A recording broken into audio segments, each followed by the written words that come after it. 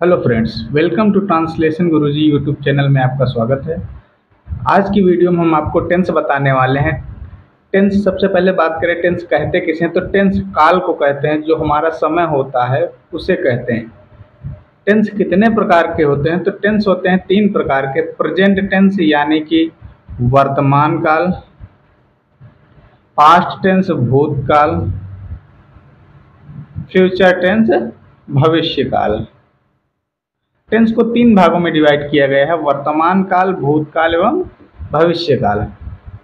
अब बात करते हैं प्रेजेंट टेंस की। प्रेजेंट टेंस को कितने भागों में डिवाइड किया गया है तो प्रेजेंट टेंस को चार भागों में डिवाइड किया गया है। Present indefinite tense, present continuous tense, present perfect tense एवं present perfect continuous tense. Same इसी तरह पास्ट टेंस को भी चार भागों में डिवाइड किया गया है एवं फ्यूचर टेंस को भी चार भागों में डिवाइड किया गया है। अब हम बात करते हैं प्रेजेंट टेंस के पहले टेंस के प्रेजेंट इंडेफिनिट टेंस के बारे में। तो प्रेजेंट इंडेफिनिट टेंस में क्या होता है कि इस टेंस में जो वर्तमान समय में काम हो रहा या कार्य हो रहा होता या करना पाया जाता है, यानी कि वर्तमान समय में कार्य चल रहा हो या कार्य किया जा रहा हो, तो वहाँ पे प्रेजेंट इंडेफिनिट टेंस होता है। बताएंगे आगे एग्जाम्पल द्वारा आपको। इसको पहचानते कैसे हैं? पहचानने के लिए जो सेंटेंस होगा उसके अंत में ता है, ती हैं, ते हैं, ता हूँ आदि शब्द होंगे। ठीक, नेक्स्ट है, बात करेंगे अब अफर्मेटिव सेंटेंस के बारे में। वो तो हमारी रहे पहचान, उसको पहचानेंगे कैसे, प्रेजेंट इंडेफिनिट टेंस को पहचानेंगे कैसे। अब बात करते हैं हम अफर्मेटिव सेंटेंस के बारे में। तो अफर्मेटिव सेंटेंस में क्या है कि ही, सी, इट या एक वचनकर्ता के साथ वर्ब की फर्स्ट फॉर्म, जो वर्ब की फर्स्ट फॉर्म होगी उसमें एस या ईएस का यूज होगा। ये तो हम आपको पिछले वीडियो में भी बता चुके हैं, अगर आपने नहीं देखा है तो लिंक डिस्क्रिप्शन में है, प्लीज देख लीजिए। तो एस या ईएस का यूज करते हैं।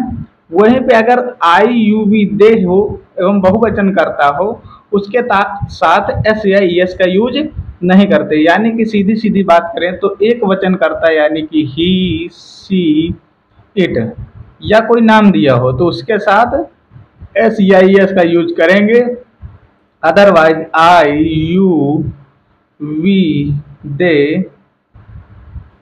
के साथ एस या ईएस का यूज नहीं करेंगे। ठीक, अगर बात करें स्ट्रक्चर की तो ये स्ट्रक्चर कैसे बनाएगा, जो सेंटेंस हल करने में जो स्ट्रक्चर बनता है तो वो कैसे बनेगा। तो सबसे पहले क्या आएगा, सब्जेक्ट। सब्जेक्ट पहले में हमारा क्या है, सब्जेक्ट है हमारा कमला, तो कमला, ठीक, कमला। फिर क्या आएगा, वर्ब।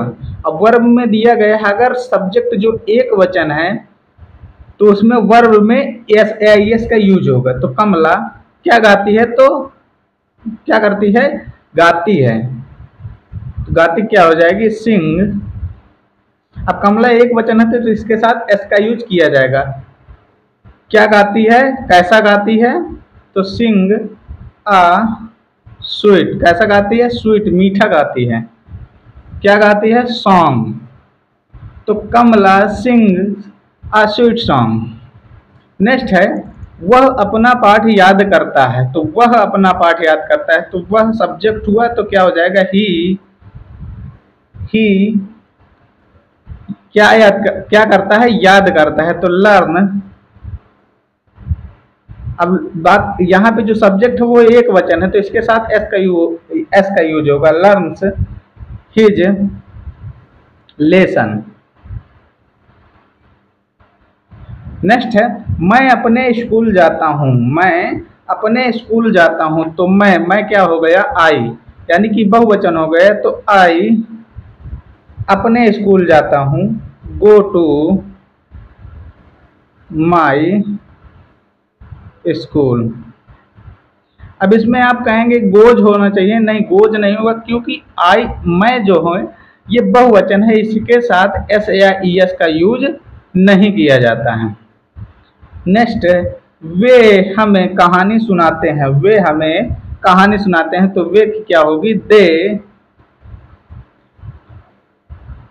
Tell us story. ठीक, टेलस कहानी सुनाते हैं तो स्टोरीज। नेक्स्ट है लड़का अपना पाठ याद करता है। लड़का अपना पाठ याद करता है तो द लड़के सॉरी द लड़का होता तो बॉय होता, the boys learn their lesson. अपना पाठ याद करता है तो दियर लेसन। अब बात करते हैं निगेटिव सेंटेंस के बारे में। निगेटिव सेंटेंस में क्या कहा गया है? निगेटिव सेंटेंस में तो इसमें जो पहला रूल है निगेटिव सेंटेंस में, ही सी इट या एक वचनकर्ता के साथ डज नॉट का यूज करते हैं तथा आई यू वी दे के साथ डू नॉट का यूज करते हैं। यानी कि जहां पे दिया हो ही सी इट वहां पे डज नॉट, अगर आई यू वी दे तो वहां पे डू नॉट का यूज करते हैं। ठीक, अब सेंटेंस देखते हैं। लड़का अपने घर नहीं जाता है। लड़का अपने घर नहीं जाता है तो लड़का द बॉय, तो लड़का है तो क्या है? एक वचन है तो does not go to his house. Next है राम अपना पाठ नहीं याद करता। तो राम एक वचन है तो Ram does not learn his lesson. इसमें दोस्तों एस या ई एस का निगेटिव सेंटेंस में यूज नहीं होता है। इसमें केवल डू नॉट या डज नॉट का यूज किया जाता है, वो भी सब्जेक्ट के अनुसार यूज किया जाता है। नेक्स्ट है हमारा वे स्कूल नहीं जाते हैं। तो वे स्कूल नहीं जाते हैं तो वे हो गए हमारा क्या? बहुवचन आई यू वी दे, यानी कि वी सॉरी दे। तो बहुवचन के साथ क्या होगा? डू नॉट का यूज होगा। They do not go to their school. Next है मैं तुम्हें एक कविता सुनाता हूँ। मैं तुम्हें एक कविता सुनाता हूँ तो मैं की क्या हो जाएगी? आई डू नॉट सिंग, सुनाना की सिंग हो जाएगी। यू तुम्हें एक कविता सुनाता हूँ तो आ poem.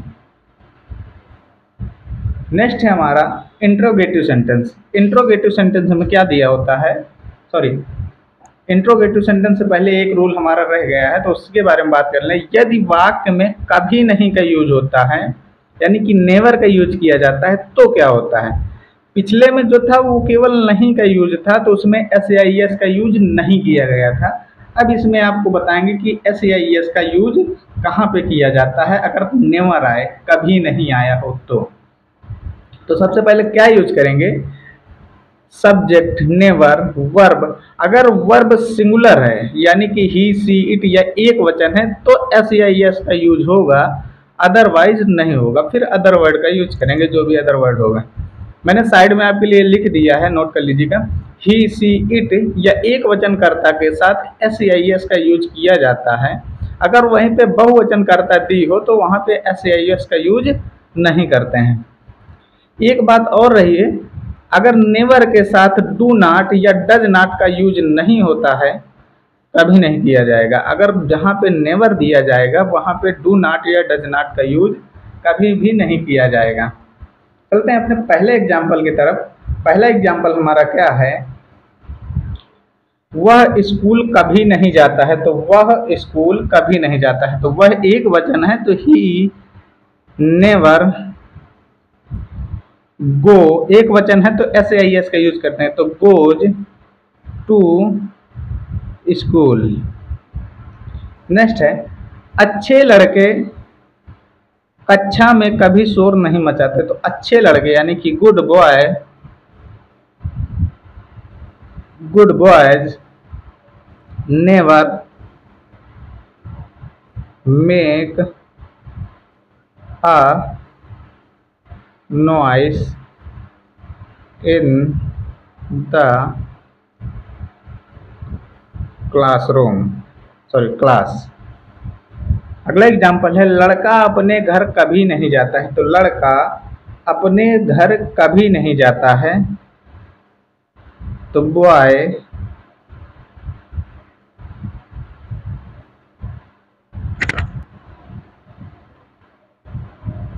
The boys never goes his home. अब बात करेंगे हम नेक्स्ट के बारे में। नेक्स्ट क्या है? नेक्स्ट है हमारा इंट्रोगेटिव सेंटेंस, यानी कि प्रश्नवाचक वाक्य। प्रश्नवाचक वाक्य में कई रूलों के द्वारा आपको बताएंगे। जितने भी रूल लगेंगे प्रश्नवाचक वाक्यों को हल करने के लिए, वो आपको सभी प्रोवाइड कराएंगे। तो सबसे पहले रूल नंबर 1 है हमारा। रूल नंबर 1 में क्या कहा गया? यदि वाक्य के प्रारंभ में क्या हो तो एक वचनकर्ता यानी कि ही, सी, इट के साथ डज का यूज किया जाता है। अगर वहीं पे बहुवचनकर्ता दिया हो, क्या से प्रारंभ हो, बहुवचनकर्ता दिया हो, आई, यू, वी, दे एवं बहुवचनकर्ता के साथ टू का यूज करेंगे। ये तो आपको पहले ही पता है कि एक वचनकर्ता के साथ डज का यूज किया जाता है और बहुवचनकर्ता के साथ डू का यूज किया जाता है। रूल नंबर 2 है हमारा, जिन वाक्यों के बीच में अगर कोई प्रश्नवाचक वाक्य आता है, जैसे कि कोई वाक्य है, अगर उसके बीच में प्रश्नवाचक वाक्य, कैसे प्रश्नवाचक वाक्य होते हैं? जैसे कब, कहाँ, कैसे, किसको, क्यों, क्या, कौन। अगर ये आते हैं तो सबसे पहले इसका स्ट्रक्चर देख लेते हैं। स्ट्रक्चर क्या बनेगा?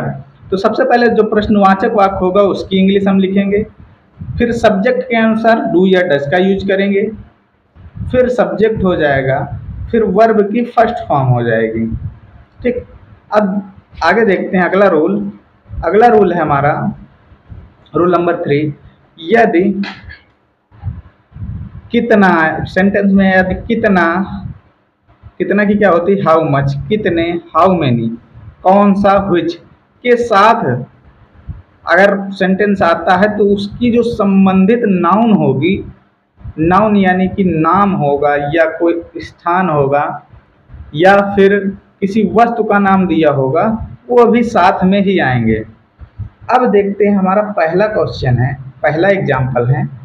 पहला एग्जाम्पल क्या कह रहा है? क्या कमला मधुर गाना गाती है? तो क्या कमला यानी कि does Kamla sing a sweet song. अगर आप क्वेश्चन मार्क नहीं लगा रहे हैं तो ये मान लीजिए कि आप गलत कर रहे हैं। आप एक क्वेश्चन जो होगा ये एग्जाम में काट दिया जाएगा। नेक्स्ट है, क्या वह अपना पाठ याद करता है? क्या वह अपना पाठ याद करता है? तो does he learn his lesson? Question mark. Next है, क्या मैं तुम्हें कहानी सुनाता हूँ? क्या कह रहा? क्या मैं तुम्हें कहानी सुनाता हूँ? तो क्या होगा? डू। डू क्यों लगेगा? क्योंकि मैं जो है ये बहुवचन करता है, तो इसके साथ डू का यूज किया जाएगा। तो do I tell you a story. Next है, तुम स्कूल क्यों नहीं जाते हो? अब तुम स्कूल क्यों नहीं जाते हो, तो क्या कहा गया है? बीच में प्रश्नवाचक वाक्य आया है। बीच में प्रश्नवाचक वाक्य आया है तो उसके लिए क्या करेंगे? उसके लिए सबसे पहले जो प्रश्नवाचक वाक्य होता है, सबसे पहले उसकी स्पेलिंग लिखते हैं। तो उसकी, क्योंकि क्या हो जाएगी? व्हाई, फिर डू का यूज करेंगे, वो भी किसके अनुसार करेंगे? कर्ता के अनुसार। तो कर्ता क्या है? तुम, यानी कि यू। यू बहुवचन है तो क्या होगा? डू होगा। यू कभी नहीं, क्यों नहीं जाते हो? तो डू। अब यहाँ पे जो हेल्पिंग वर्ब होगी यानी कि डू हो गई, और सब्जेक्ट के बाद नॉट का यूज किया जाएगा। अगर आ जाए तो जो वर्ब होगी और सब्जेक्ट के बीच में नॉट का यूज किया, तो why do you not go to school. इस सेंटेंस में आपको बता दें कि अगर ऐसे सेंटेंस कहीं आ जाएं तो सबसे पहले आप प्रश्नवाचक वाक्य लगाएंगे। प्रश्नवाचक वाक्य हो गया, उसके बाद सब्जेक्ट के अनुसार डू या डज का यूज करेंगे, फिर सब्जेक्ट हो जाएगा। अगर बीच में निगेटिव भी है तो सब्जेक्ट के बाद क्या हो गया, नॉट का यूज हो जाएगा, फिर वर्ब लगेगी, उसके बाद अदर वर्ड का यूज होगा, फिर क्वेश्चन मार्क से क्वेश्चन आंसर समाप्त हो जाएगा। ठीक, नेक्स्ट है तुम कितने मील प्रतिदिन टहलते हो। कितने मील यानी कि हाउ मच या हाउ मेनी, किसका यूज होगा, कितने दिन, तो हाउ मेनी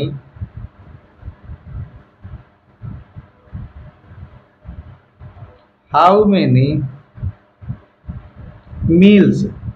अब क्या कहा गया है कि इनके साथ संबंधित नाउन, तो हाउ में तुम कितने, इसके साथ जो नाउन लगा वो क्या है, मील, तो कितने मील, तो how many meals.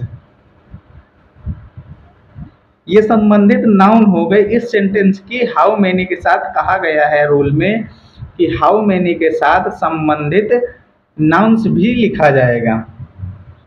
Meals, do you walk daily. Next है उसकी बहन कौन सी पुस्तक पढ़ती है, तो उसकी बहन कौन सी, तो which बुक, यानी which बुक पुस्तक, यानी कि जो नाउन है वो पुस्तक है, वस्तु है, तो which book does his sister read. तो दोस्तों इसी के साथ हमारा प्रेजेंट इंडेफिनिट टेंस का द एंड होता है। अब मिलेंगे आपको नेक्स्ट वीडियो में प्रेजेंट कंटिन्यूअस के साथ। तब तक के लिए जय हिंद, जय भारत।